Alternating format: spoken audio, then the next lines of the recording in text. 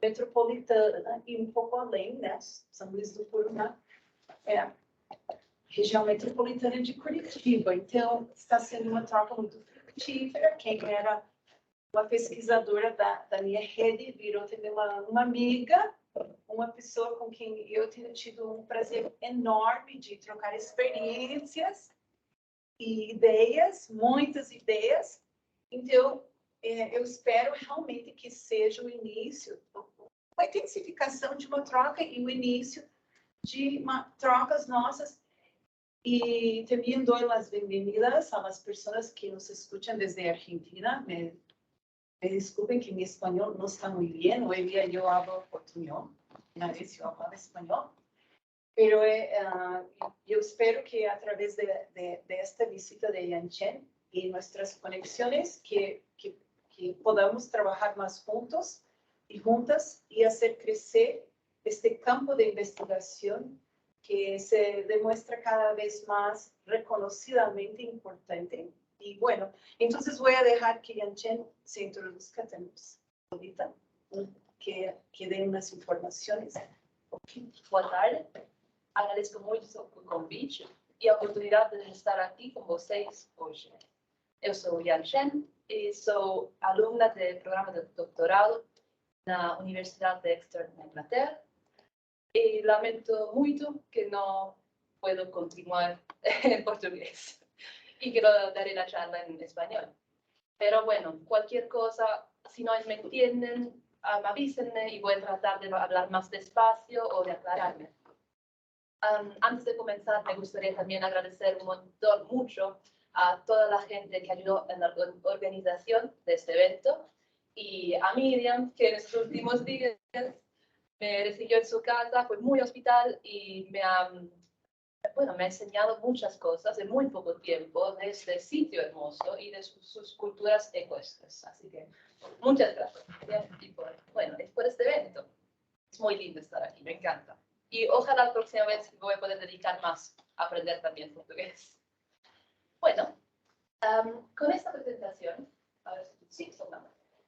En esta presentación me gustaría, como primera cosa, introducir mi tema de investigación y a través de eso resaltar la importancia del campo emergente de los estudios entre humanos y animales. Y segundo, también contar un poco de mi historia personal y académica, mostrando cómo las dos cosas se han vinculado en un proceso que me ha llevado a mí y a mi proyecto hasta este punto. Con esto en mente, es importante comenzar diciendo que tengo una pasión por los caballos desde que era muy pequeña. Y aunque era una pasión muy cara en el Reino Unido, donde crecí, siempre encontré una manera de trabajar a cambio de estar con ellos. Dejé esta pasión de lado cuando comencé a viajar por estudios y por trabajo, y nunca hubiera imaginado que luego habría marcado tanto mi futuro de manera tan significativa. Porque al final fue mi pasión por los caballos, más la academia, que me llevó a mi research question, que es mi tema y pregunta de investigación. Entonces, ¿qué es el título de mi investigación? Gracias. Es To Speak Horse in the Himalayas in Argentina. How do humans and horses communicate, and how does this differ in different cultural contexts? O sea, ¿cómo se comunican los humanos y los caballos? ¿Y cómo se manifiesta eso en diferentes contextos culturales? Estoy realizando este estudio en el creciente campo de los estudios humano-animal. Dentro de este marco, esta pregunta implica temas como género, religión, etnia, ética, educación, economía, medio ambiente, diferentes sistemas de valores, distintas ideas sobre lo que es el lenguaje y la comunicación, y una interfaz crítico con diferentes formas de saber, utilizando recursos, métodos y herramientas interdisciplinares para obtener una perspectiva más inclusiva sobre una relación transespecie que dio, y en muchos casos sigue dando, forma al mundo tal como lo conocemos. Al final, este estudio producirá documentos académicamente rigurosos que pueden usarse en proyectos futuros como planes de desarrollo, de áreas rurales, proyectos de conservación, iniciativas gubernamentales enfocadas en el medio ambiente o otras investigaciones. Y además generará recursos que serán accesibles para la población local y los colaboradores. Antes de sumergirnos en mi proyecto, vale la pena decir que la disciplina de la antrozoología impone mucha reflexión ética sobre las relaciones y interacciones humano-animal y proporciona los contextos en los que ese tipo de discurso puede prosperar.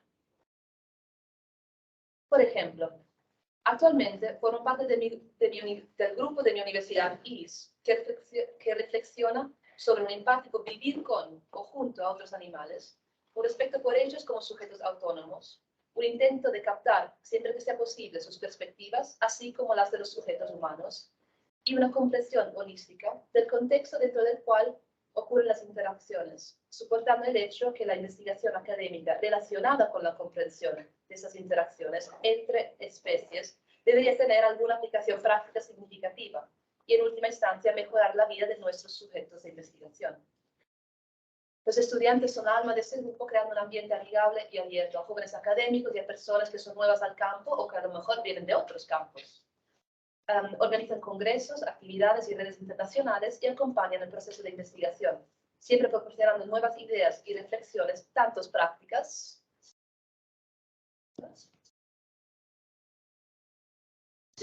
como teóricas. Gracias. Bueno, con esta pequeña paréntesis, volvemos a mi proyecto. La relación entre ser humano y caballo es importante históricamente en el desarrollo del mundo de hoy, pero sigue vigente en muchos mundos y sigue también capturando muchas imaginaciones. Antes de meterme en la academia, fui motivado por mis experiencias profesionales y prácticas con caballos a investigar este tema por mi cuenta, leyendo y muchas veces también perdiéndome en recursos y documentos de todas formas y disciplinas, tanto dentro como fuera de la academia. Crucé el nombre de la profesora Samantha Hearn y me puse en contacto con ella y le conté de mi interés y mis ideas. Y me sugirió registrarme al curso de doctorado de su universidad. Cuando hice eso y me aceptaron, ahora estoy acá un año después, siguiendo con mi tema de interés, pero con una estructura que me guía y recursos que me ayudan. Ese proceso me hizo afinar mi abordaje a la pregunta original y llegué a una forma interdisciplinaria de tratar el tema. Me di cuenta que para poder investigar la relación entre el ser humano, más la comunicación entre el ser humano y caballo, necesitamos hacer una mezcla de etología, que es mirar un poco cómo los caballos se comunican entre ellos.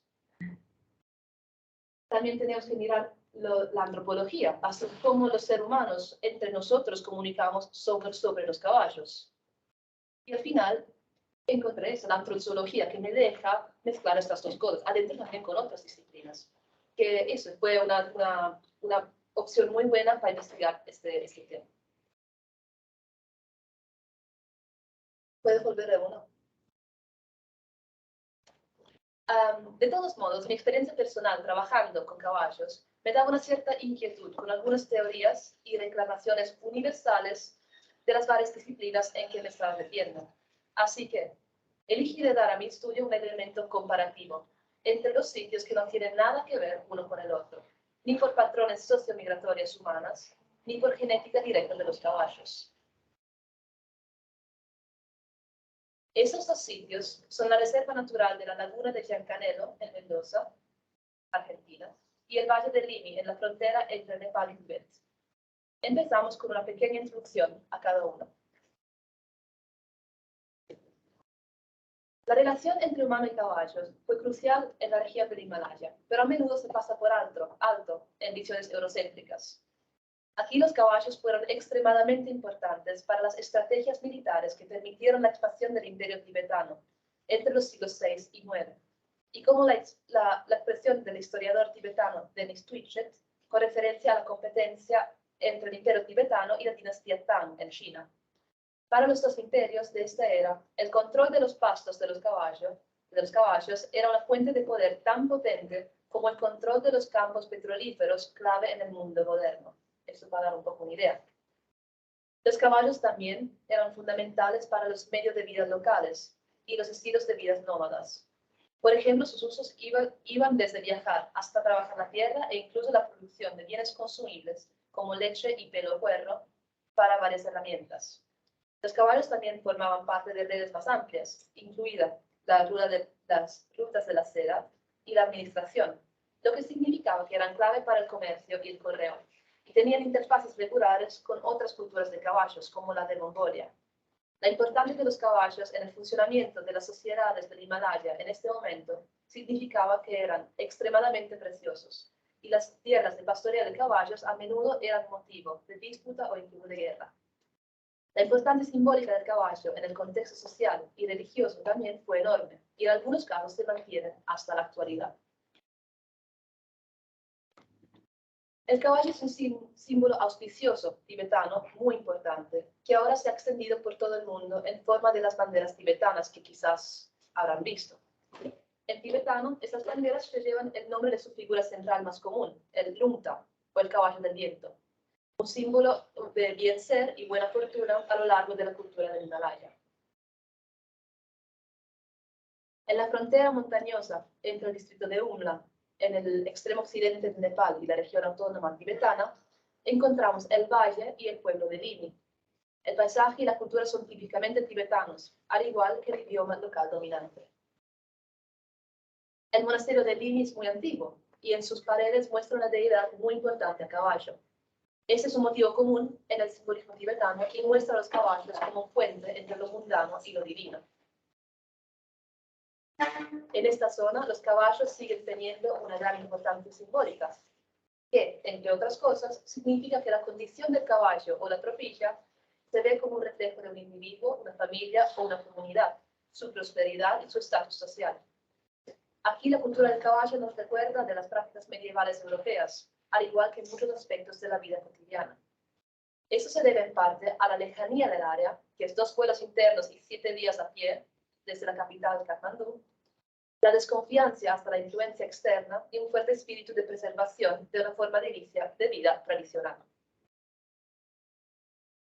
Este lugar es parte del paisaje sagrado del monte Kailash, la montaña más sagrada del Tíbet occidental. Entre los manuscritos recopilados al principio del siglo XX por el orientalista Giuseppe Tucci en el oeste del Tíbet, hay un manuscrito bellamente ilustrado que captó mi interés como estudiante universitario de estudios tibetanos.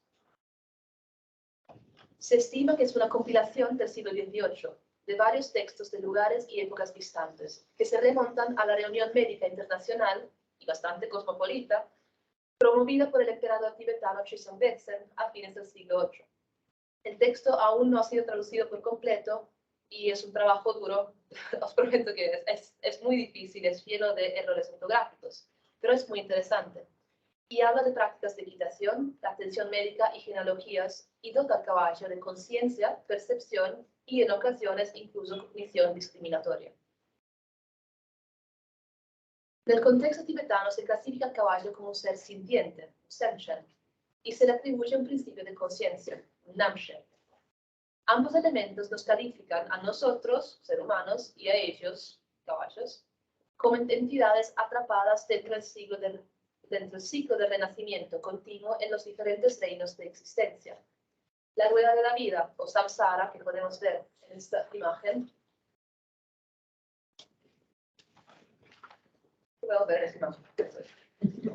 según las ideas budistas, los principios de la conciencia pueden reencarnarse en uno de esos 6 reinos de seres sintientes, según la ley del karma, o en otras palabras, según cómo se hayan comportado en sus vidas anteriores. Se considera que el sufrimiento es parte de la existencia samsárica, de la que podemos escapar acumulando karma positivo y renaciendo en la condición humana, que tiene suficiente sufrimiento para querer alcanzar la iluminación y suficiente habilidades cognitivas para hacerlo. Tratar a los demás con compasión y empatía es una forma de acumular karma positivo. Cada uno de los 6 reinos tiene condiciones más o menos favorables para alcanzar la meta final de la iluminación, y estas muchas veces están determinadas por la capacidad reflexiva y cognitiva del principio de conciencia en esta forma. El namshe, o el principio de conciencia, se refiere a la parte de nosotros que se reencarna, una entidad casi espiritual. Entonces, el dicho tibetano muy común, Takimi Sum Namshe Chi, los caballos, los perros y los humanos tienen el mismo tipo de principio de conciencia, demuestra una continuidad entre las formas del principio de conciencia de los humanos, los caballos y los perros, clasificándolos como que tienen formas similares de subjetividad, capacidad cognitiva, conciencia y por tanto importancia. En cierta medida, este dicho parece contradecir el concepto de los 6 reinos de la existencia y coloca a los caballos y perros en el límite entre el reino animal y lo humano. La idea de que los caballos y los perros tienen un principio de conciencia similar al de los humanos puede reflejar la intimidad de su interacción y comunicación. La empatía con esos animales como seres comunicativos da como resultado una consecuencia kármica positiva. ¿Entienden cómo estoy hablando? Durante mi primer viaje a Limi, vi una amplia gama de usos, tratamientos y percepciones no solo de los caballos, sino también de otros seres sintientes. Algunos de esos reflejaban los valores budistas, mientras que otros parecían contrastarlos. El comportamiento no empático a menudo surgió de relaciones de poder desiguales, que mercantilizan a los individuos, sean humanos o no humanos, y consideran que su existencia está determinada por su utilidad como instrumento o herramienta.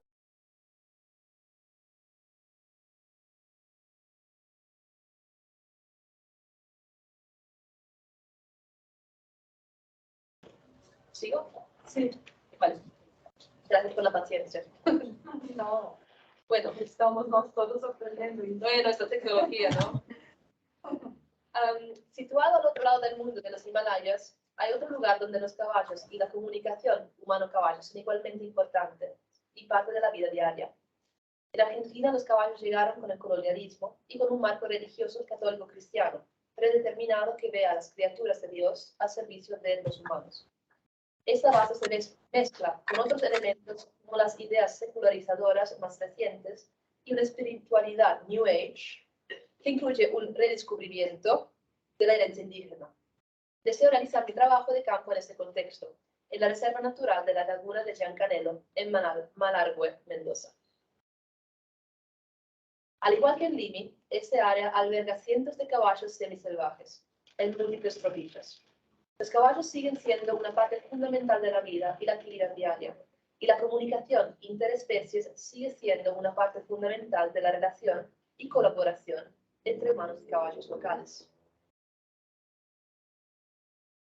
Como muchos de ustedes ya sabrán, los caballos en Argentina son un enorme símbolo de identidad nacional, reconocido como tal tanto a nivel nacional como internacional. Siguen siendo imprescindibles en muchas zonas de campo a lo largo del país, donde las vastas extensiones de terreno requieren caballos para la movilidad y las labores agrícolas. Son muchas veces más baratos que los coches, mantenimiento incluido, y se adaptan mejor a los terrenos complicados. Los caballos también son un símbolo que hace rememorar tiempos pasados de un estilo de vida menos industrializado, que en la actual crisis económica argentina suele idealizarse como tiempos para recordar con nostalgia. Sin embargo, también forman parte de un legado colonial y pueden ser un símbolo de difusión de las clases. Si bien los caballos y los deportes ecuestres pueden ser una forma de mostrar el estatus económico y social en algunos casos, también son clave en la figura del gaucho, cuya imaginería evoca toda una serie de valores y tensiones que han moldeado la sociedad y la cultura argentina moderna. Los diferentes tipos de habilidades con los caballos a menudo se consideran una calidad social muy positiva y están profundamente ligados a ideas de masculinidad, que es un tema muy vigente en el campo argentino. Del mismo modo, los caballos son clave para la construcción de muchos tipos diferentes de identidades humanas y locales. Viví y trabajé con caballos en Argentina durante un año, antes de la pandemia. Dentro de esto vi a los caballos cumplir una gran variedad de roles. Por ejemplo, noté que los caballos siguen como transporte insustituible. Hay muchos que se mueven casi libremente en grandes espacios que son apreciados y hasta mercantilizados como parte del paisaje natural en áreas de turismo ambiental. Todavía se utiliza para trabajar con el ganado y en los eventos locales como patronales, muchos jinetes se visten a sí mismos y a sus caballos con lo más tradicional que tienen y desfilan por las plazas, orgullosamente portando banderas de Argentina o de su asociación local de gauchos. Comparativamente, algunos desarrollos más recientes de los usos de los caballos son las sesiones de equinoterapia y las excursiones turísticas. En una nota completamente diferente, aunque no es legal consumir carne de caballo en Argentina, mientras estuve ahí, hubo un periodo de tiempo en el que los caballos eran robados y encontrados en pedazos en los campos, después de haber sido carneados y vendidos ilegalmente. Los que mencioné son solo algunos ejemplos de la relación humano-caballo en Argentina, y como uno puede imaginar, adentro de tantos entendimientos y intereses vinculados al caballo, hay distintas formas de construir la comunicación y la colaboración entre humano y caballo. La doma tradicional en Argentina se refiere a una forma de construir una especie de comunicación. No todos los métodos utilizados en la forma tradicional son intrínsecamente crueles, pero se basan frecuentemente en obligación a base de miedo y o dolor. En esta forma de doma, los caballos son vistos como objeto, mercancía y un buen consumible. El traje tradicional gaucho, por ejemplo, utiliza las botas de potro como calzado, y el valor del caballo está determinado por su utilidad. La doma tradicional prioriza la significación del caballo, del animal, como herramienta para lograr fines específicos. Por lo general, exige una obediencia completa, excepto en circunstancias donde la rebelión del caballo es en sí misma instrumental, como en las afirmaciones públicas del hombre dominando la bestia, siempre con esos inverted commas. Un ejemplo de eso es la jineteada, que según muchos, incluidos tradicionalistas, es una forma de entretenimiento y no una doma, aunque a veces se usan las dos palabras como sinónimos. En esto, la agencia del caballo se considera tanto necesaria, ya que impulsa las acciones del caballo, como un obstáculo que debe abordarse. Una creciente conciencia de los derechos de los animales reacciona contra el uso más brutal de esta forma de doma de caballos y desencadena una fuerte reacción contra el maltrato animal y una búsqueda creciente de métodos alternativos de doma de caballos. Las alternativas de doma emergentes contrastan lo tradicional, a menudo centrándose en el reconocimiento de la importancia de la respuesta del caballo al humano en un marco comunicativo co-creado.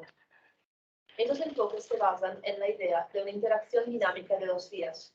Reconocen que ambas direcciones comunicativas tienen un valor y que cada una está influenciada por la otra.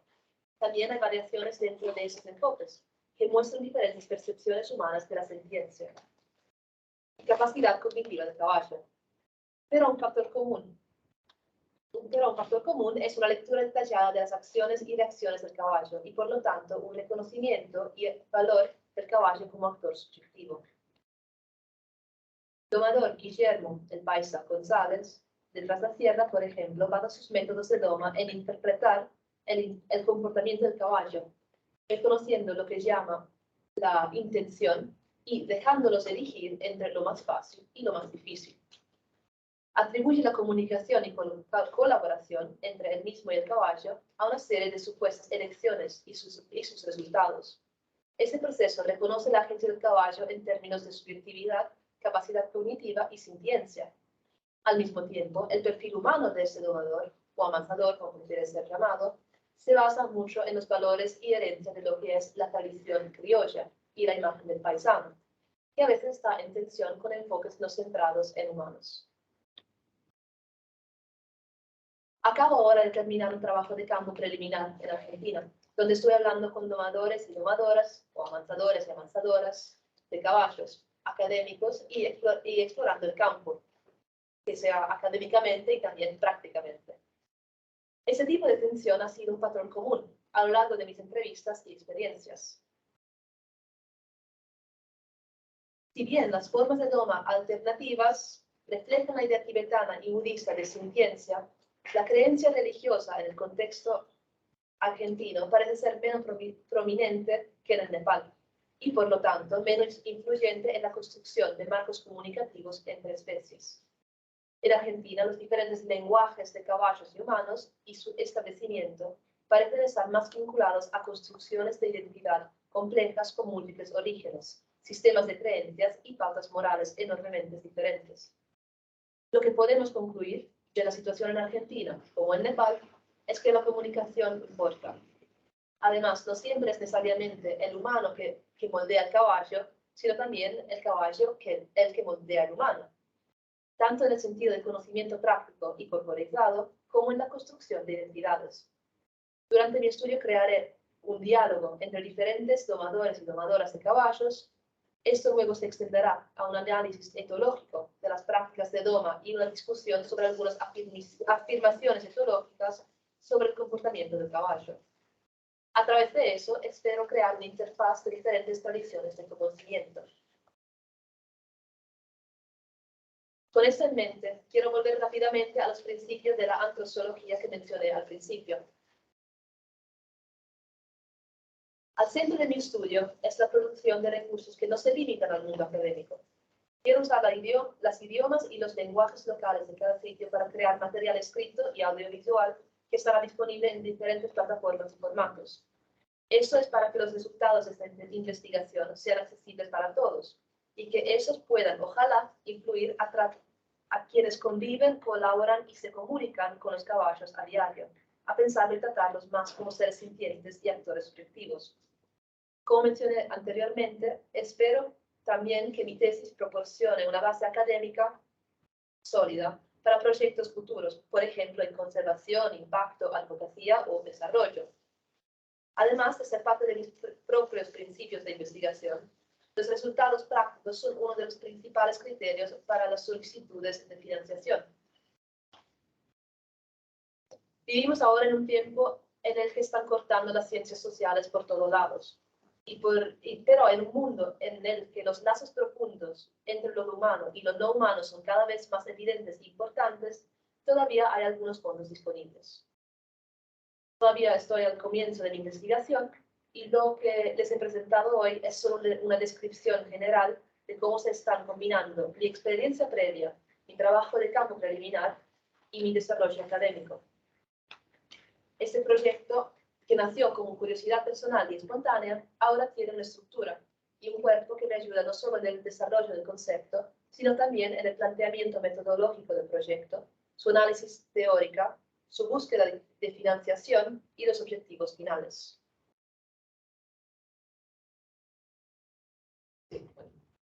Soy una simple estudiante que está tratando de compartir experiencia y pasión. Así que espero que esta charla haya sido interesante y útil de una o de otra forma.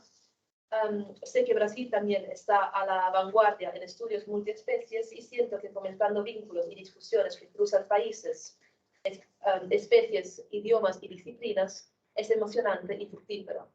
Así que, por favor, cualquier pregunta, sugerencia y discusión son absolutamente bienvenidas. Gracias por el envío y el tiempo y la atención.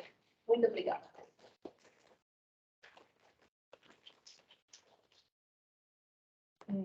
Para discussão, eu não sei lidar muito com a questão das pessoas que estão... ¿Se entendió todo, más o menos? Que estão Sim, fora, sim, como que eu faço? Porque você estar ali e sugerir que a Talvez gente... não falar Agora português. estamos na tela, Tá, as pessoas. Se elas quiserem falar, o som delas sai na TV. ah, tá, Elas podem fazer perguntas. ok.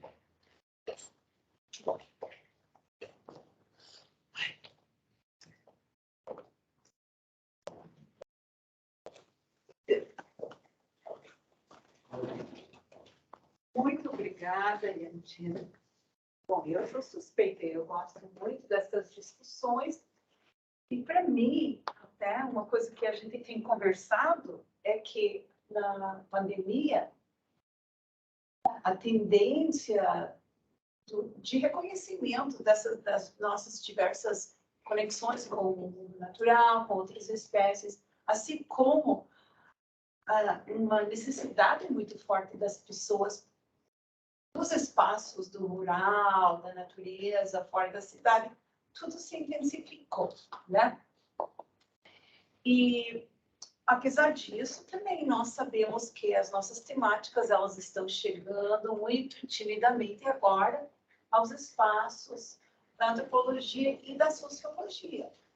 Eu, com colegas brasileiros e brasileiras, a gente tem percebido que na sociologia ainda tem mais relutância, vamos dizer, em abrir para fenômenos que vão um pouco além, que vão além de interesses mais clássicos da sociologia, sempre inicialmente muito pautados em experiências mais urbanas, e inclusive com um conceito de modernidade que fechava umas portas. está mudando bastante por muitos motivos, né? Que não é o momento para levar essa discussão muito para frente, mas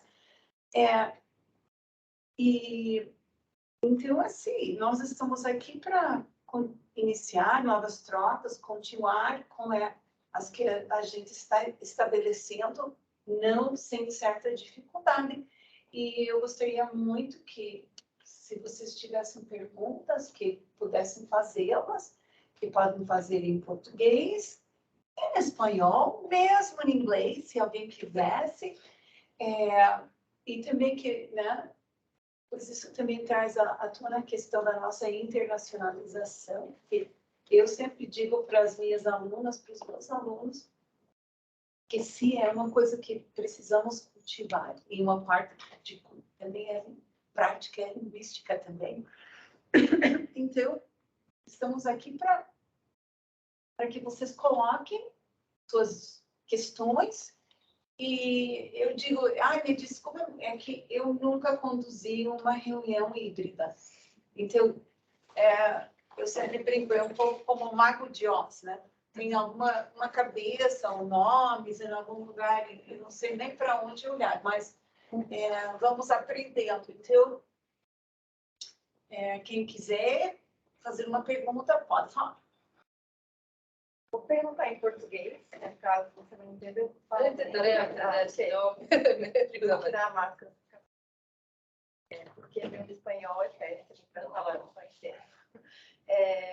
Eu gostaria que você falasse um pouco mais sobre, você mencionou muito rapidamente sobre essa espiritualidade New Age que você observou na Argentina, relacionada um pouco com uma romantização indígena, é isso? Aí, você notou que isso mudou alguma coisa em relação ao tratamento dos cavalos? Ou tem algum tipo de conflito? Por exemplo, conflito até com esse modelo de masculinidade que está relacionado com os cavalos lá na Argentina? E se essa espiritualidade New Age tem alguma coisa relacionada com uma certa romantização do budismo também? Tá. Okay. Creo que entendí todo. Okay. Lo único, a lo mejor me faltó la parte como se... Voy a intentar contestarte. Si falta algo, avísame. Okay. Mira, así que yo ahora te voy a hablar de esta espiritualidad New Age, de donde yo estaba viviendo antes de la pandemia, que no es donde voy a hacer trabajo de campo. Porque eso durante esta fieldwork preliminar cambié mi sitio de trabajo de campo. Así que la espiritualidad New Age que yo encontré es muy particular de ese otro sitio. Porque es difícil también hablar muy genéricamente, porque yo también me doy cuenta de las limitaciones de lo que yo puedo conocer. Pero lo que vi ahí es que hay mucha gente, bastante jóvenes, que como ya quieren cambiar de la vida de la ciudad, ¿no? Y quieren buscar una otra forma de vida, que quieren volver a la tierra, con muchas ideas también muy romanticizadas del campo. Y digamos que es gente muchas veces que será, no sé, tendrá unos 10, 20 años más que yo, por ejemplo. Y que van ahí y se entregan como al campo y al entorno y también con una idea, una espiritualidad que es como va fomentando, y son ideas budistas, ideas hinduistas, ideas animistas, ideas también indígenas, y como van un poco de acá, un poco de allá, un poco de allá. Y no diría que es como se alinean particularmente con una u otra religión, pero tienen ideas, filosofías, formas de ver y pensar las cosas que incluyen eso, el descubrimiento, la valorización de lo que es indígena, lo que es del territorio local, de lo que es budistas, muchos de estos pensamientos de formas de ver la vida. Y eso, claro, sí, contribuye mucho a cómo luego se relacionan con los animales, porque casi rechaza este como binario entre ser humano y animal tan fuerte, ¿sabes? Así que, bueno, de todos modos, a veces lo que uno dice es diferente de lo que uno hace, pero la idea de esta forma mentis, digamos, es que van buscando otra forma, otras alternativas de vivir con no humanos, de lo que nos presenta el mundo de hoy en día, de lo que nos venimos como planteado, que conocemos hasta ahora. ¿Algo? E duas perguntas. Você observou se tem algum tipo de conflito com esse modelo mais tradicional na Argentina?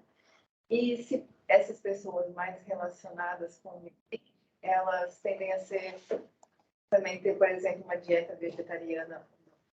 Sí, hay mucho, eso del vegetarianismo, el veganismo es muy mucho parte de eso.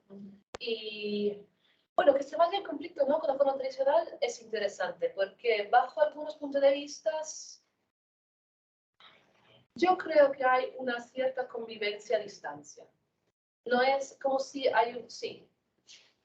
Creo que hay unos conflictos como muchas veces lo que van de la vegetarianidad medio New Age, no le gusta, muchas veces son muy en contra de algunas de las prácticas y formas que hay, pues, que están exemplificados con lo que es lo tradicional.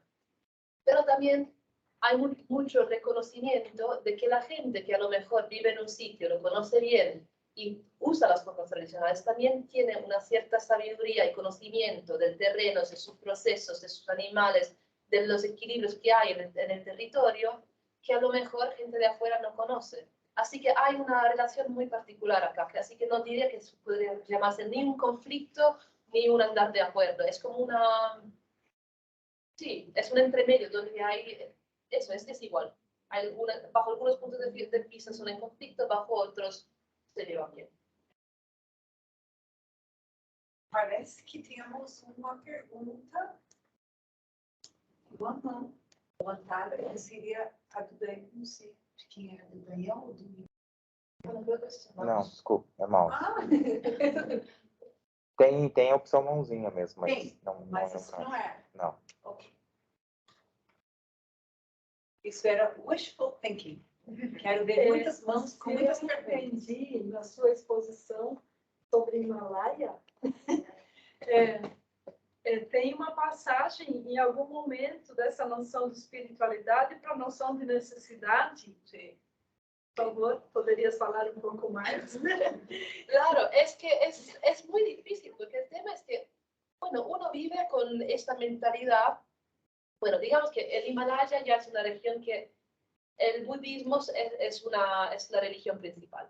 Pero ya el budismo con el territorio himalayano ya tiene una relación un poco difícil, porque el budismo no es que siempre estuve, no es que todo el Himalaya siempre fue budista. Así que es que lo que pasó es que hubo una budistificación, puedo decir, del territorio, donde hasta un punto el budismo como englobó, asimiló las culturas, las religiones, las creencias locales. Por ejemplo, y tuve que como negociarlos, ¿no? Y bajo este punto de vista es como cuando hubo el cambiamiento, como cuando pararon de hacer los sacrificios animales, porque antes había como el dios de la montaña, que era un dios con mucha venganza, muy malo, cosas así, y para que sea como pacífico y tranquilo, para pacificarlo, tuvieron que hacer como unos sacrificios de los animales, por ejemplo. Pero eso, con la budificación del territorio, tuvieron que como renegociar todas esas ideas. Y ahora hacen, por ejemplo, estas prácticas ya tienen otra transformación a una cosa simbólica, por ejemplo. Por ejemplo, pueden sueltar un animal o pueden hacer como unas figuritas del animal y quemarlas. Hay varias otras formas donde como eso se tenía, para no como parar totalmente las viejas prácticas, la budificaron. ¿Qué palabra? Criar um ritual diferente daquele da materialidade do animal. Eso es. Pero eso prácticamente te demuestra la dificultad que hay con la negociación entre las ideas, las aspiraciones budistas y el código moral donde, bueno, somos todos seres en este samsara, nacemos en eso, reencarnación. Es muy difícil negociar eso con el día a día, porque hay que comer, hay que trabajar, hay que llevar la sal desde Nepal hasta el Tíbet. ¿Cómo lo hacemos? Porque los yaks, los caballos, los mulas, los burros van a todos a tener roces en el lomo, seguramente. ¿Eso cómo lo vamos a negociar? Tenemos que comer carne, ¿cómo lo vamos a negociar con nosotros moralmente? Y así que, bueno, no es un tema fácil y hay mucha gente que lo hace, que se lo soluciona de formas diferentes. Pero sí, es un tema interesante. La solución es privada de cada uno. Creo que hay algunas, sí es privada de cada uno.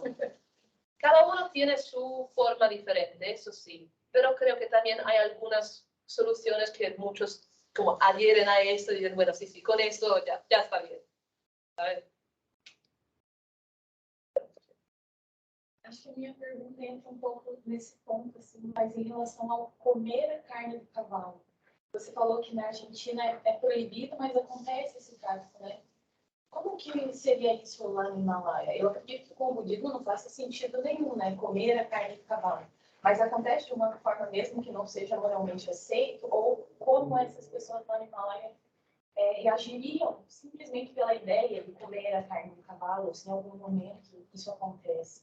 Tem essa prática? Okay. Si se puede comer carne de caballo en Himalaya. Mais ou menos isso. Okay. Si es una pregunta, es que yo sepa, no. Claro, que como culturalmente aceptado, no, la carne de caballo no se come en Tibet, en el Himalaya. Puede ser que en algún momento aislado, estaban ahí, situación extrema, no sé, ahí, pero normalmente no es una práctica que está bien vista. Espero que esta pregunta. Sim, obrigada. Tem mãozinha agora. Ahora sí que tenemos una Daniel. Daniel. Pode falar. E pode ligar a câmera se você quiser, para a gente não ficar falando consigo. Oi, Daniel. O Daniel é equinos e animais brasileiro, né? Conheci ele em Pelotas muitos anos atrás, não, acho que foi, e ele é parceiro de pesquisa. Eu fico muito feliz. Agora está no Uruguai, né, ou na fronteira, e fico muito feliz de vê-lo como mago de Oz. Bueno, vocês escutam bem? Bueno, eu, apesar de morar na fronteira, eu faz alguns anos que eu moro na fronteira com o Brasil e o Uruguai, mas não me sinto confortável em falar em espanhol, então vou tentar falar e vou falar em português. Qualquer Sim, coisa então. a gente, aos pouquinhos a gente se entende. Como a professora Miriam falou, eu trabalhei com diferentes tipos de saberes relacionados à doma, na parte da pampa brasileira, né? E chamou minha atenção também essas relações entre as diferentes metodologias, né? A metodologia mais tradicional e você fala as metodologias alternativas, né? Que estão chegando, né? Que os domadores, né? Eu estou usando o termo domadores, como você falou das diferenças entre amansador e domador. Primeiramente, também, antes de falar que uma parte eu não escutei, se a pergunta for, você já tenha respondido, desculpa, uma parte ficou mudo e eu não consegui lhe escutar. Mas eu, conversando com os domadores, fazendo um estudo aqui na região, eles comentavam muito que mesmo os domadores das domas ditas tradicionais, das metodologias, eles traziam também uma ideia de que o cavalo, né, era um ser racional, né, que havia uma personalidade. Eles falavam, foi muito comum, né, eles falarem, cada cavalo tem uma personalidade, né, e isso influencia muito eles, mesmo se considerassem domadores tradicionais, eles adotavam metodologias, né, das domas alternativas, né, aí depender, né, da personalidade do cavalo, né, ou seja, cada cavalo era um ser único, né, e tinha Então, eles classificavam em diferentes personalidades, né? Você falou um pouco das diferenças entre a doma tradicional e se você vai seguir trabalhando com esses contrastes, né? Ou se vai trabalhar só com um tipo de doma, só com saber com as domas alternativas, ou se vai trabalhar com entrevistar, conversar com diferentes tipos de domadores, né? Essa é uma questão assim que eu achei interessante em função dessa de que eles têm diferentes relações com os cavalos, né? E não sei se me faço compreender se é uma questão mais metodológica, assim, porque a gente, conversando com a professora Miriam, temos muito interesse nas domas alternativas, né? E aqui estão chegando, né? Na região do Pampa brasileiro, mas se você vai fazer esses contrastes entre os tipos de domas, eu não sei se conseguisse entender. Creo que sí. Voy a verificar un momento con Miriam que es bien, pero creo que sí. So basically, it's nothing that we're going to work in those traditional weapons, the alternative, and about what variation weapons seen so far. ¿Ya? Bueno, creo que he entendido. Así que, bueno, lo que entendí es que me estaba preguntando más o menos si yo voy a trabajar con lo tradicional o las alternativas y qué son las diferencias que he encontrado en las formas de domas diferentes, ¿no? Más o menos. Sí, sí. Bueno, cualquier detalle más sigue preguntando cuando termine, así que... mira, primera cosa es que lo que estuve haciendo en los últimos 2 meses fue un trabajo preliminar. Así que mi proyecto, la metodología de mi investigación y el proyecto mismo lo voy a hacer en el septiembre, octubre, desde ahí. Lo que estaba haciendo ahora era como un scouting de lo que hay. Y por eso sí, encontré mucha variedad. Yo creo que cuando voy a hacer mi trabajo de campo, ahí va a ser menos de variedad, voy a tener menos variedad porque voy a estar en un campo muy aislado y yo me imagino que voy a tener mayormente las formas tradicionales. Aunque sea, también es un campo donde hay hasta un punto conexión a internet en algunos sitios y también hay bastante comunicación entre ellos y Malargüe, y de ahí sé que también hay unas influencias de formas alternativas. Así que yo creo que voy a encontrar un tipo de mayormente práctica tradicional con algunas corrientes de hibridización de otras partes. Y lo que encontré un montón también es que hay muchas influencias de YouTube. Así que a lo mejor hay unas personas que están metidas no sé dónde que empiezan a hablar de Monty Roberts y te quedas ahí como... Pero, y es muy interesante eso, la influencia del Internet. Y lo que encontré ahora es que no se trata tanto de eso, de contraste de los porque yo ahora cuando estuve presentando eso es que sí hay tradicional y hay alternativo, pero hay todo un entremedio y como seguro si estuviste trabajando con eso, te has encontrado la doma tradicional, india, natural, racional, criolla, lo que sea.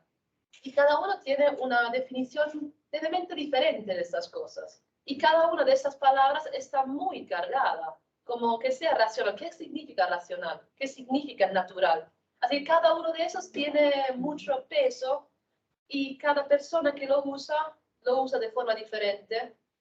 Y también cada persona que lo usa tiene sus principios y sus ideas de cómo la quiere utilizar. Pero claramente, cuando llega el momento el caballo no hace lo que quiere, ahí es el momento interesante.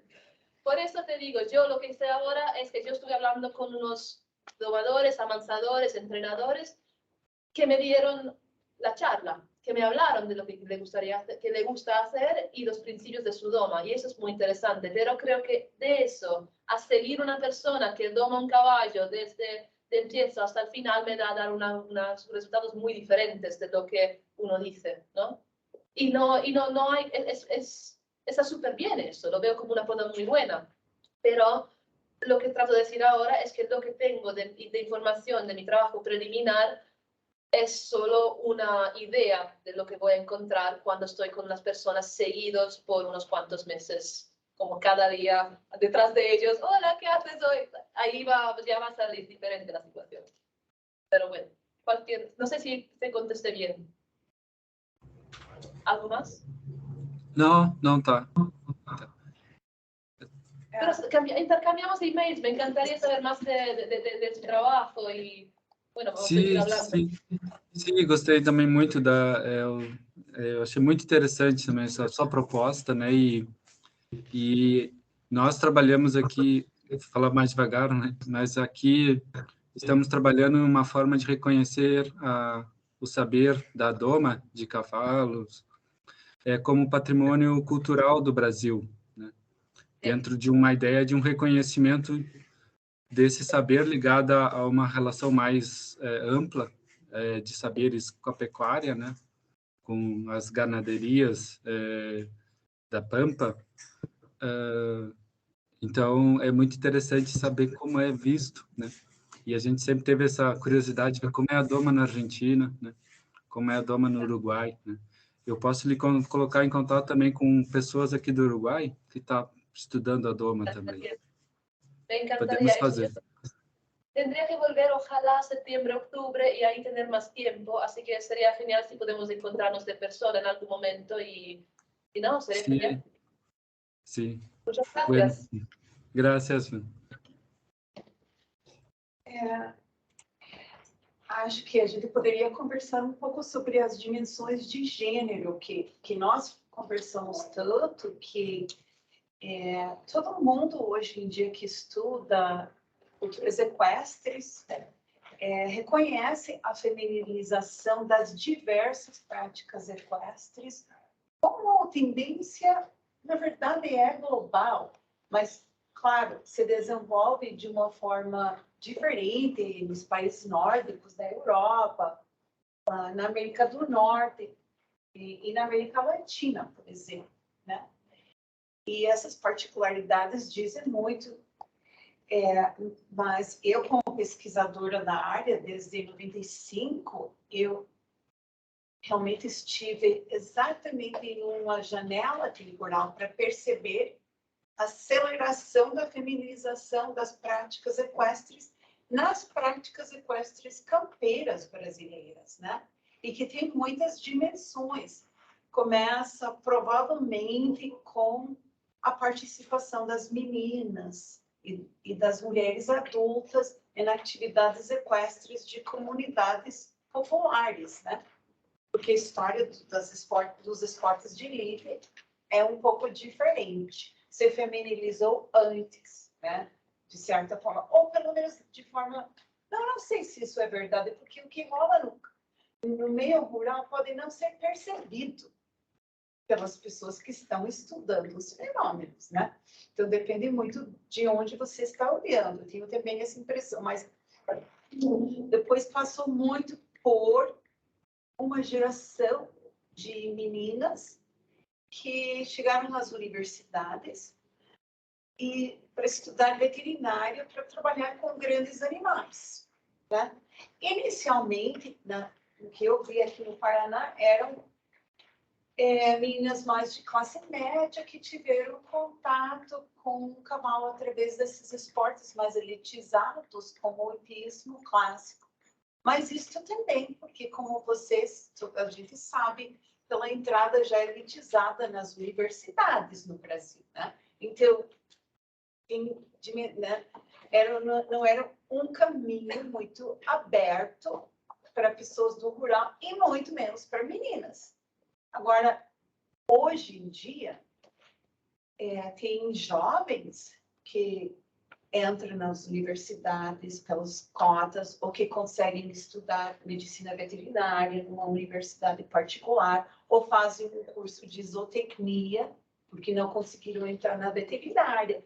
Então, esse campo profissional de meninas jovens que entraram, né, que vieram do meio rural para uma profissão né, que é fornecida a partir de uma entrada no urbano, e que voltam para suas comunidades, às vezes, também, já com um saber que também não é o saber, é uma hibridização também de um conhecimento científico da universidade com o conhecimento tradicional, que às vezes o mundo mais tradicional era mais relutante também em criar esse espaço para elas.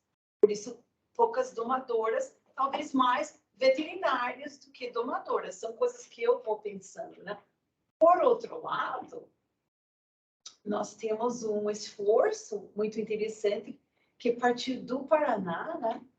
E até dessa região que eu estudo, que é São Luís do Paraná, de visibilizar as mulheres na doma, né? Que hoje em dia é uma série que vocês assistem no YouTube. Começou com uma coisa mais simples, mulheres na doma, na Cabanha São Rafael, e depois expandiu, e a Associação de Criadores de Cavalo Crioulo assumiu e viram um reality show. E é mesmo, que trabalham com a doma de 21 dias, com jovens de diversas partes do Brasil. Então, assim, e tudo isso diz muito. E daí, nas nossas conversas, você falou que, pois, tem na Argentina mulheres que estão participando. É sempre perigoso a gente dizer que é uma coisa tão nova, porque, na verdade, sempre teve mulheres, né, na verdade, tendo seus protagonismos pessoais em espaços construídos como masculinos, mas que está sendo mexido, expandindo também, né? Isso estamos percebendo. Embora a gente tenha que voltar também a estudar historicamente. É um olhar que também faz falta. Mas, então, se você pudesse falar um pouco sobre esse lado dessas dimensões de gênero, porque tem outras, mas essas especificamente, onde as mulheres estão participando nos seus campos, e não sei, no Himalaia, se isso tem alguma relevância ou não. Sei que na Mongólia, as mulheres montam, e todo mundo depende do cavalo, então elas atravessam, fazem longas cavalgadas também, mas assim, vamos por partes. Claro. Bueno, bajo este punto de vista, como todas las otras cosas, yo estoy hablando directamente de los sitios que yo conozco. Así que es difícil decir en Argentina es así, en Tíbet, en los Himalayas es así. Pero por lo que he visto, es que no encontré el mismo tipo de... Cuando vine a Brasil, yo me quedé bastante sorprendida de la participación femenina de esa cabalgata de batón, por ejemplo. Seguro que fue una cabalgata de aldea de este tipo, para llamar la atención y para cobrar todas las mujeres, y genial, fenomenal. Pero no me lo había imaginado. Unos números tan grandes, por ejemplo, en Argentina, las experiencias que yo tuve, nunca vi tanta participación femenina, y es más, no tanta participación femenina montadas a caballo, porque sí, por lo menos sí, a lo mejor sí estaban, pero no estaban a caballo, o sí estaban a caballo, estaban en los mancitos, estaban ahí más de imagen, más de que práctica. Y cuando estuve aquí, yo vi unas amazonas y también en Argentina los hay, pero simplemente no era tanto en la primera fila visible. A lo mejor simplemente fue mi experiencia, pero también. Así que por eso digo, es una experiencia bastante limitada bajo este punto de vista, y no quiero generalizar porque seguro que hay un montón. Y ahora que estuve trabajando con el trabajo de campo preliminar, he encontrado unas domadoras, amansadoras, entrenadoras fenomenales, y que tenían una capacidad increíble, simplemente menos publicidad. Como yo tuve que ir a buscarlas, como mucha gente que me dijo, bueno, comunícate, si estás investigando eso, comunícate con ese y con ese y con ese. Y eran todos nombres masculinos. Y yo, las mujeres que he encontrado, la encontré porque yo me la fui buscando. Y bueno, también eso, encontrarlas y hablar de las experiencias de ellas, hacer mujeres adentro de ese mundo es impresionante también. Porque claro, sí, es un mundo bastante, la masculinidad en el campo, en el tema del caballo, en la figura del domador, es un espacio que es muy dominado por los hombres. Y es interesante ver cómo las mujeres ahora empiezan a recortarse un trocitito. Pero también hay algunos, por ejemplo, dichos viejos, como yo escuché en el campo, que las mujeres cuando tienen las reglas no pueden montar en caballos, porque los caballos a lo mejor se van a morir o se van a lastimar o algo así. Y esto, pero, por ejemplo, mucha gente lo dice como si fuera, jajaja, mira qué cosas bien, pero mucha gente sigue creyéndolo. Y bajo este punto de vista es una limitación práctica. Si una mujer quiere montar o quiere hacer algo, pero tienen solo caballos, es que hay una limitación práctica, entonces. Y bueno, eso simplemente para dar una idea. Y si eso sigue hasta ahora, hoy en día, imaginamos que era hace los 50, hace los 100 años. Pero bueno, y también, claro, es que muchas veces las mujeres están ocupadas con los nenes. También es un tema. También es lo que no tengo en el Himalaya. Porque, bueno, creo que también en Mongolia se trata más, y también en Tibet, hay más espacios muy grandes donde el caballo se necesita más por el transporte. Ahí en Libia también, pero no es tan nómada, la situación no es tanto basada en la vida nómada. Es más en un tema que hay un pueblo y de ahí hay los caballos que se van por el pasto. Pasto es italiano, pero bueno, para comer el pasto ahí arriba. O pasto. O pasto, sí, Pasto. pero que se cambian en las estaciones diferentes. El A pasto de arriba, transhumação. eso es. Transhumação. A lo mejor hay un poco de eso, pero no hay una población nómada que tiene que mudarse toda la familia. Así que sí, hay mujeres que saben y que montan a caballo, pero no es crucial como parte de la vida para ellas, porque a lo mejor es el hombre que va a llevar a los caballos para los pasos o para los the trades, caravans. Levar a mercadoria de um lugar para outro. Se os homens são os que se ocupam disso, né? Eu acho que no Brasil falta mesmo voltar para pesquisas mais históricas, porque nós que estudamos gênero, essas questões, muitas vezes a gente percebe, nós não podemos pressupor se não foi estudado. Por exemplo, no caso de Rio Grande do Sul, né, temos uma ícone, que é a Anita Garibaldi, que ela é famosa na Itália também. É a guerreira, a cavaleira maravilhosa. Mas se havia essa Anita e outras, ela não, com certeza não foi a única, né? Tanto é que mas assim que falta trabalho mais histórico em lugares como o Rio Grande do Sul, onde o cavalo, as pessoas dependiam do transporte. E eu suponho, depois de todos os esforços que eu fiz, de ver se alguém tinha feito esse tipo de trabalho histórico, para não cair numa narrativa muito linear, né? De que, e na verdade, às vezes, para andar para frente, andou e retrocedeu, e andou, e as mulheres tiveram uma chance, e de novo, ou caíram numa construção mais moderna da corporalidade feminina muito normatizada, que faz que as próprias mulheres não investam tanto em alguma coisa durante uns tempos, até vir uma crítica cultural a isso. Então, né, isso que eu quero é evitar pensar tudo isso a partir de uma narrativa muito linear. Mas, para isso, como que eu precisaria saber mais sobre tempos passados. E eu não sei como acessar isso. Porque naquela época, né, não tinha os mesmos tipos de relatos. Então, é uma problemática muito interessante para quem se interessa por realmente, mesmo essa questão da divisão de gênero no sexual do trabalho, no rural.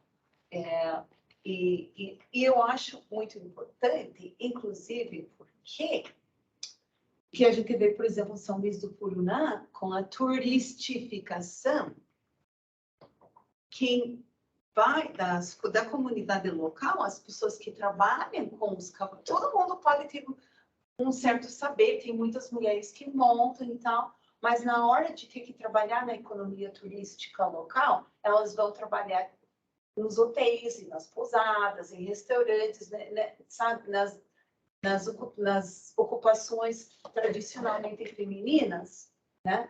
Os jovens podem continuar, podem estar na linha de frente como os herdeiros dos saberes tradicionais, que eles misturam com saberes mais atuais, né?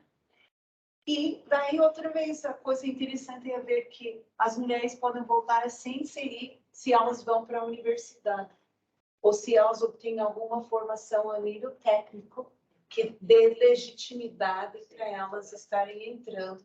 Então, essas coisas me interessam sobremaneira, junto com as construções culturais. O que você pode ser e fazer tendo o corpo de mulher, como eu sempre digo. E em contextos que não são os mais estudados por nós, da sociologia, pelo menos, né? E enfim, não sei. Eu lembrei, nas minhas, escutando assim, essas cenas que vocês trazem, eu lembrei de algumas cidades de Santa Catarina, de muitos anos atrás, em que o cavalo e a carroça eram fundamentais para levar a cachaça, o queijo, os produtos da agricultura, né? Lembrei do sul, de Orleans, daquela região que meu avô vivia, pai da minha mãe, imagina, eu tenho 60, mas então, não da região que eu nasci, porque na região que eu nasci não era o cavalo, era o boi. Né? Então, essa região sul, eu lembrei de uma das mulheres, as mulheres, elas iam na carroça, ajudar a vender o produto, mas elas nunca levavam a carroça, levavam o animal. Né? Era sempre um homem da família que levava o animal.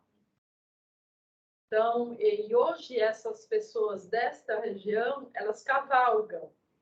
E aí você encontra uma ou outra mulher cavalgando junto, mas não é a maioria. É a minoria. Da minoria. Então, me ocorreu assim, bom, vocês já estão falando disso, mas o contexto muda muito essa relação com o cavalo. Porque eu nem sei por que em Nova Trento, eu sou de Nova Trento, não tinha quase cavalo, tinha boi. Eu nem sei por quê. Era outra coisa. A região de Brusque também. A região de Brusque também. A região, pois é, e Brusque é alemão, e Nova Trento é de origem italiana. E São João Batista nem tinha, que é de origem portuguesa. Então, não sei se tem relações aí, mas pensando aquela região dos limites do município, né? Já se tu pensas Orleans, Braço do Norte, no sul do estado, o cavalo estava presente. Mais próximo E que é colonização italiana, porque Orleans é, bom, da família, a maioria lá é de colonização italiana. Eu sempre lembro de um texto que o nosso colega Márcio, aqui da Sociologia, ele me chamou a atenção para um estudo que foi feito no século passado de um antropólogo, não sei se ele era brasileiro, de origem alemã, mas é sobre a comunidade alemã aqui do sul do Brasil. E esse conceito de cavalo de sela, que o antropólogo coloca como um significante de uma mudança na vida de imigrantes de países da Europa, onde o cavalo era um objeto, o cavalo de sela pertencia às elites. E os camponeses tinham cavalo, mas não para cavalgar, era cavalo de trabalho, para a roça, né? E às vezes dessas raças pesadas, então também não se constrói como raças de cavalo de sela. Então esses imigrantes, eles chegam no Brasil, e no Brasil eles podem ter cavalo, Porque, embora tenha essas diferenças regionais, o cavalo é muito disseminado, é um eixo da vida rural brasileira. Então, as pessoas mais ricas talvez tenham outra raça de cavalo, né? Cavalos mais elegantes, tem cavalos que eles são cuidados de outra forma, mas no geral, em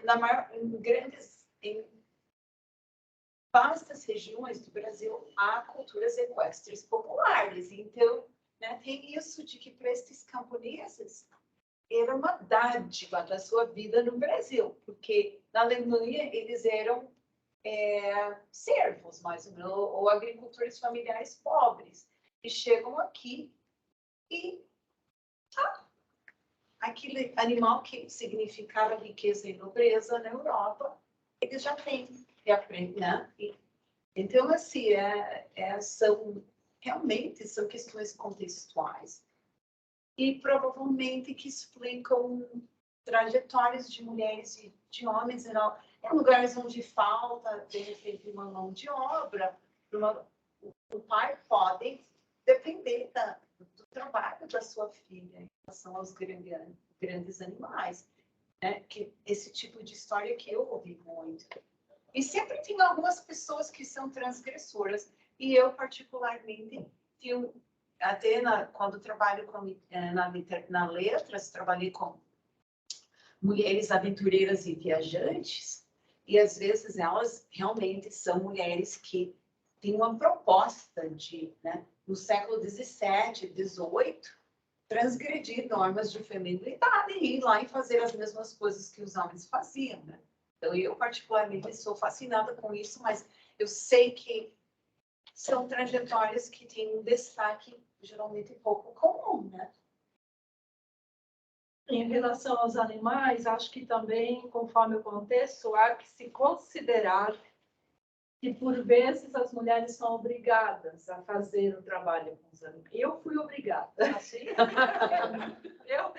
Porque eu sou filha de agricultor. Justamente. E a gente tinha que levar o boi para arar a terra, virar a terra, a gente dizia, para o plantio. E como filha mais velha de uma família de 6 irmãos que tinha 5 mulheres, éramos nós que tínhamos que fazer. Não tinha homem para fazer, além do meu pai. ¿Había algún trabajo que vos no podías hacer? Não. Vos todo tenías que hacer. Não, porque se não quisesse fazer, a gente não comia. Claro. Entendeu? Eso, Então, a gente está falando de um contexto de plantio de fumo, de Souza Cruz. Tinha aí toda uma conversa, né? Mas é isso. E se as famílias trabalhassem juntas, como era o caso do meu pai e meu tio, era uma família de homens do meu tio e uma família de mulheres do meu pai. Então, nós tínhamos que fazer as vezes dos meninos. Né? Mas eu acho que aí o imbricado nisso não era nenhuma... Tinha uma discussão de gênero, claro que hoje eu olho para trás, eu sei que tinha. Mas era necessidade. Né? Mas era boi, tá? Não era cavalo, não. Era boi.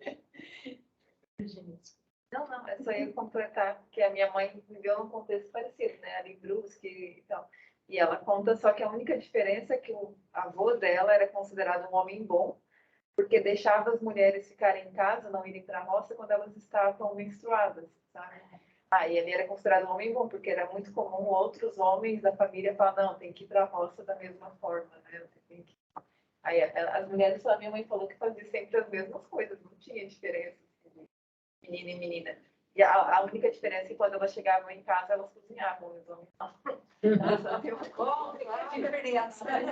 dois trabalhos, né? Isso, Tinha os dois trabalhos, sempre. E os meninos, eles iam brincar, e a gente ia fazer polenta. Porque era assim que era. Né? Então, curiosidades, que talvez possam ser transformadas em pesquisa. Você.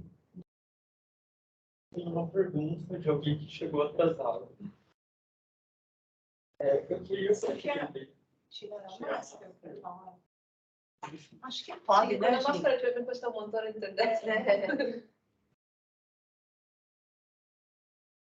Em primeiro lugar, eu quero te parabenizar pela tua fala. Eu penso que nós estamos em campos um pouco distantes, mas foi tudo muito interessante. Eu aprendi bastante na tarde de hoje.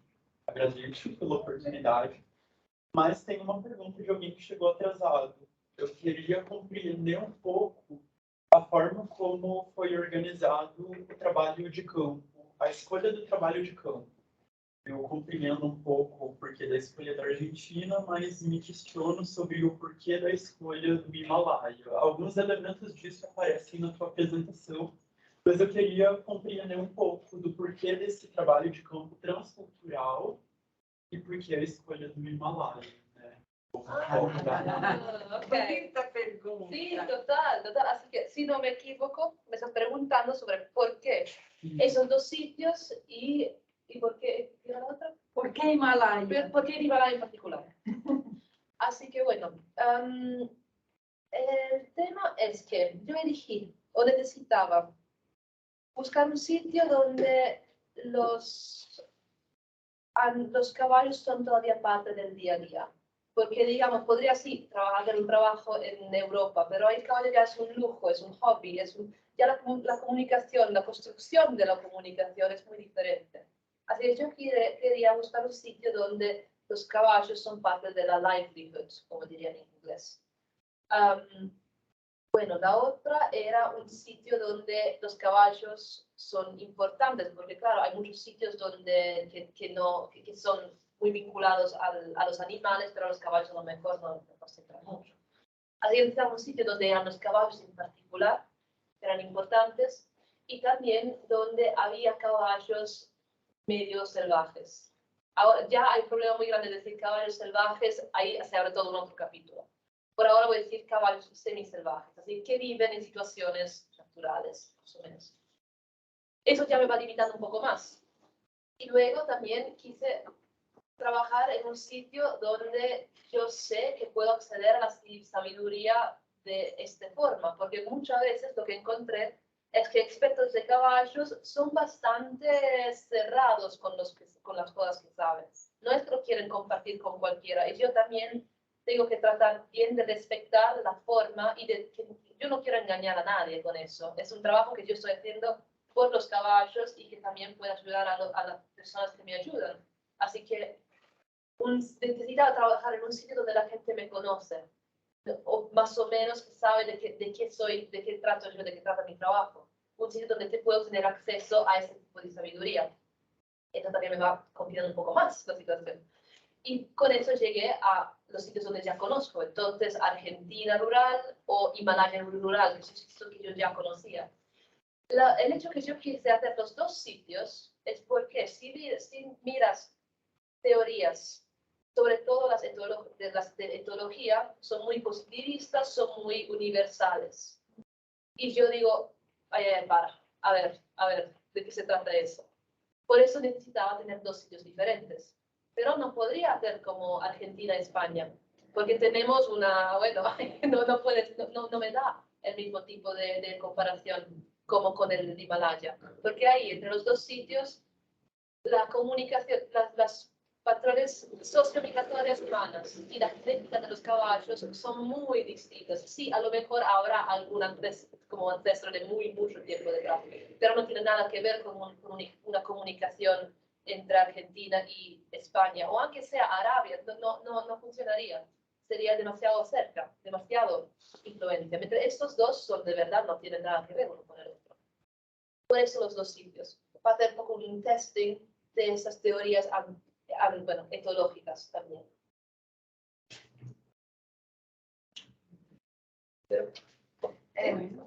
Uma questão prática. Como é que funciona o financiamento das viagens? Eso es una muy buena pregunta. Muy buena pregunta. Así que si vas al último slide, en PowerPoint, hay la última slide. No, la penúltima, perdón, el número 40, creo. Ahí puse unos links. Porque el problema de este tipo de investigación es que no es como las ciencias naturales o la biología o la medicina, que tienes proyectos que dicen, bueno, te financiamos para hacer eso. Yo como estudiante tengo que ir a buscarme dónde buscar la plata prácticamente. Y ahí, por ejemplo, hay Wendelbren, acá, que es una fundación de antropólogos, es por la antropología. Ahora ya están fomentando más como relaciones humanos-animales, por ejemplo. Luego hay como Explorers y Captain Scott, no sé dónde. Bueno, hay algunos que son más como casi más pequeños, que son fundados por normalmente son estos personajes, muchas veces ingleses, que fueron exploradores de una familia muy rica o lo que sea y quieren fomentar la aventura, pero la aventura con Objetivo científico. con un objetivo científico. Y esto, por ejemplo, no es que te da mucha plata, pero algo un poquito, tenés ya un poquito de acá. Hay otros como National Geographic y Explorers, que esos son más como casi mediáticos, así que sí, está bien, pero claro que tienen también sus intereses. Así que tienes que negociar también uno cómo se siente trabajando con las diferentes instituciones y cuerpos diferentes que te pueden dar la plata, porque hasta qué punto quieres negociar lo que vas a hacer, qué tipo de compromiso tiene cada relación. Y estos son los que encontré que estoy haciendo yo ahora, pedidos ahora, y esperamos por septiembre. É muito interessante porque a gente aqui quase não se coloca essa tarefa de procurar fora. Eu sei que muitas vezes falei para alunos, vá lá no consulado tal e veja se tem alguma fonte de financiamento. Mas também no passado, a gente tinha no passado que vai ficando distante, tínhamos um pouco mais apoio aqui mesmo no Brasil, né? Então, isso é uma questão que eu acho que, desde qualquer parte do mundo, você pode acessar essas fontes. Eso es lo que, por eso puse esos links, porque esos también son lo que no necesitan, que ustedes de acá están en el eligibility criteria. Porque yo hice unos cuantos pedidos de este tipo y me dijeron, no puedes porque no sos en el Commonwealth. Y yo digo, bueno. Así que eso es muy feo porque es mucho trabajo. Cada uno de esos lleva un montón de tiempo y cuando te contestan, pero no lo vamos a considerar por H o por B, ahí te quedas bastante mal. Así que esto estoy casi segura que acá ustedes pueden acceder a esos. Y la otra cosa que quise comentar, que muchos de esos también, lo que es interesante, es que casi requieren una presencia de social media. Yo no soy mucho de social media, no me gusta mucho, pero por eso yo me hice una website acá y un Instagram acá. Y estos son de los últimos 2 meses que los tengo. Y es que así funcionan las cosas por ahora. No sé qué opino, la verdad, porque bajo un punto de vista está bien, porque se puede proliferar y todo lo que quieres y compartir y crear puentes, conocer y está súper bien. Por el otro, también la presión que uno tiene de ser activo en el Internet es que casi da miedo, ¿eh? Que te lo hace casi como un criterio. Bueno, si me quieren seguir en el Instagram, É interessante porque é muito um reflexo do neoliberalismo e como isso está atingindo a ciência, né? A gente tem que ser midiático, temos que ir atrás do nosso próprio financiamento. Tem que ter várias fontes de financiamento e não é uma fonte institucional assim, que te coloca dentro de uma universidade, são várias fontes diferentes. A gente tem que aprender agora esse novo caminho, que parece que é o jeito que vai ser agora, né? E muitas vezes, eu não sei, você é da antropologia? Da sociologia. Da sociologia. Sei como é na antropologia, mas muitas vezes, mas este tipo de viagem, bom, ir para um lugar muito distante e precisar de financiamento, eu acho que é comum na antropologia, relativamente, mas eu não sei se entre, por exemplo, alunos e alunos da pós de antropologia, há essa uma prática de procurar outras fontes, ou se existem formas de financiar trabalho de campo na antropologia que a gente não pensa, que não é muito dentro da nossa órbita, mas algumas, né? Por exemplo, se você vai para um lugar distante e ainda com projeto de vídeo, também aumenta o custo, né? E é verdade que nós aqui temos o print, né? Esse programa institucional, que em alguns pode ajudar.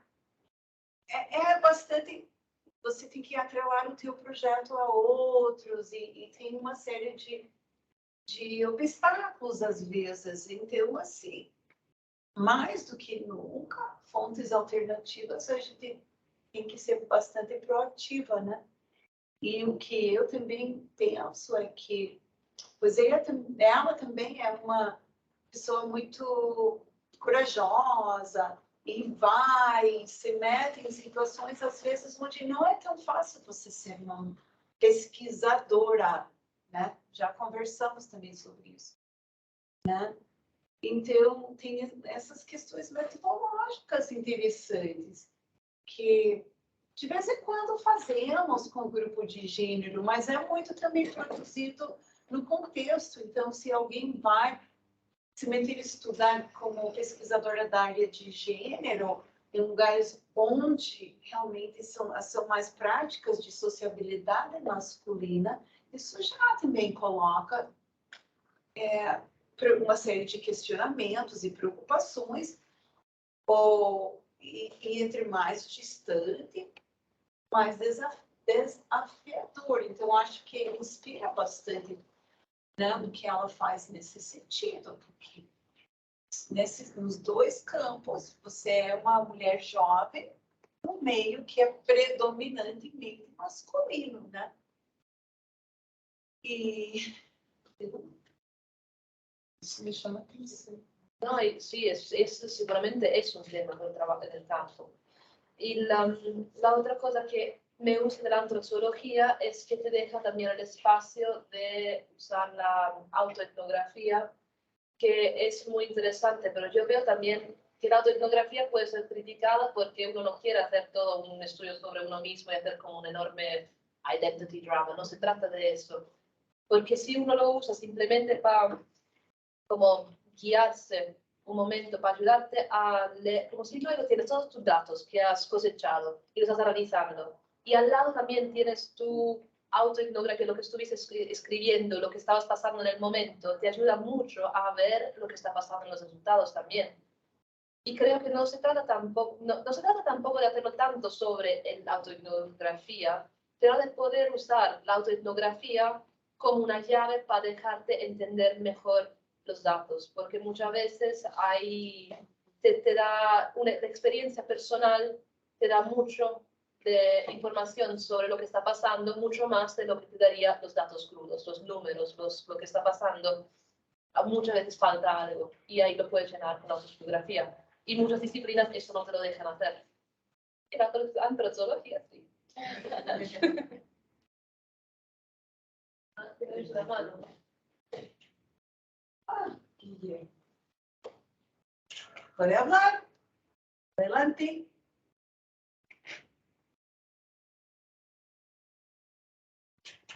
Aló, aló, ¿se escucha ahí? Estoy aquí en el campo. Bueno, saludos desde aquí, desde Córdoba. Primero que nada, agradecerle a Jansen por la invitación y a la gente que organiza, las personas que están organizando ahí.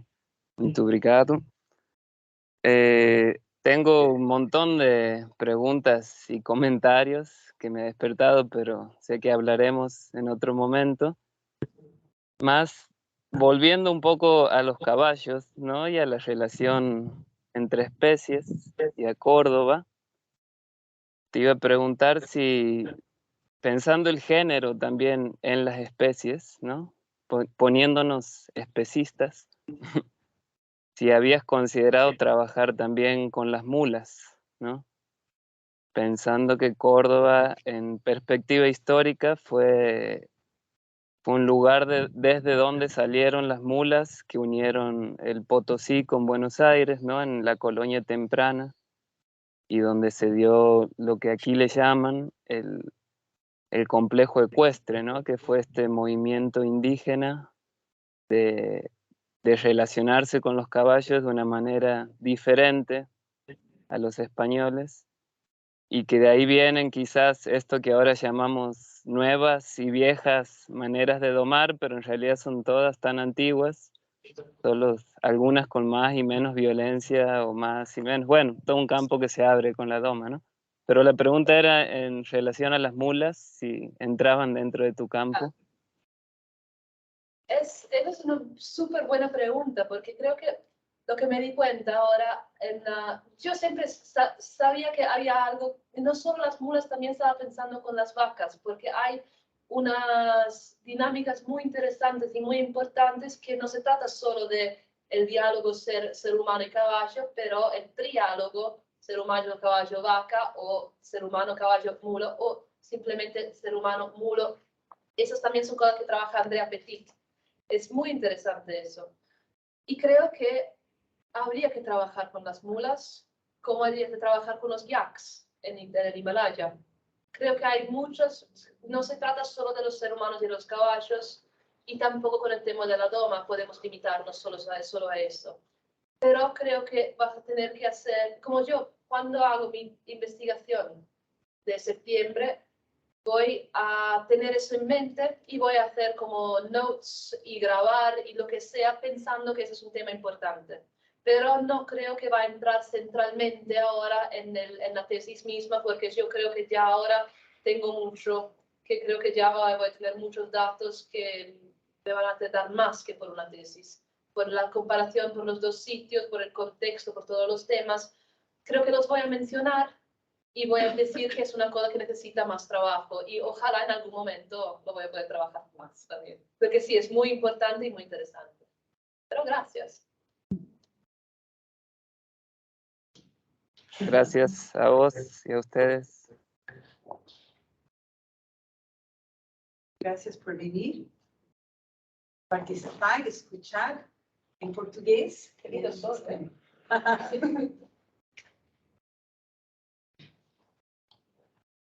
Tá acabando o meu cartão está. Dá problema? Não dá para 2 horas, é o limite, né? Mas então, acho que foi uma troca, uma conversa excelente. Eu estou muito contente de ter convidado a Yan Chen e espero que esse encontro tenha muitas ramificações, né? Tanto aqui dentro, como na nossa rede de pesquisa, na nossa também batalha, por também construir mais pontes entre o que estão fazendo na grande área, mas em diferentes partes do mundo. Enfim, e agradeço a todo mundo, as pessoas que estão acompanhando virtualmente, quem está aqui. Muito feliz de ter essa oportunidade de eu estar aqui em corpo presente, trivacinada, com imunidade em alta também, porque em dezembro pegamos Covid, apesar das 3 vacinas, mas foi bem tranquilo, graças às vacinas. E é isso. Então, continuemos. Gracias a todos por venir. Muy obrigada. Gracias. Un placer. No solo eso, también es conocer acá a todos. Todo. Muy obrigada. Saludos. Y si quieren, si me busquen en el internet, email, lo que sea, preguntas, charlas, lo que sea, yo estoy disponible. Gracias. Obrigada, Catiano, que está aqui Muito sempre nos obrigada, ouvindo. Que também, como eu disse, a família dele também tem uma história, né? Na cultura campeira local. Eu e o Catiano falamos sobre essas coisas há muito tempo, né? Sim. Era para eu entrevistar a irmã dele, que não fiz ainda, né? Não. Mas como é muito onipresente essa cultura, né? Eu e o Catiano sempre aqui nos ajudando e participando também, né? E então também aproveito para agradecer ele e também dizer que a gravação ficará disponível, né, Catiano? Como que é isso? Fechando a gravação, eu consigo fazer essa montagem e disponibilizar, acho que no YouTube do programa. Dentro de uns dias. Isso. Fica disponível no canal do programa. No canal do YouTube do Programa de Sociologia da Universidade Federal do Paraná. Né? Perfeito. Quem sabe um dia a gente até coloque umas legendas em inglês, né? Acho Subtitles. que, acho que dá para eu colocar também na página do núcleo do Isso, e do nosso núcleo de vocês exposições. Aham. Claro. passar para lá também. Muito obrigada mais uma vez e até breve, eu espero.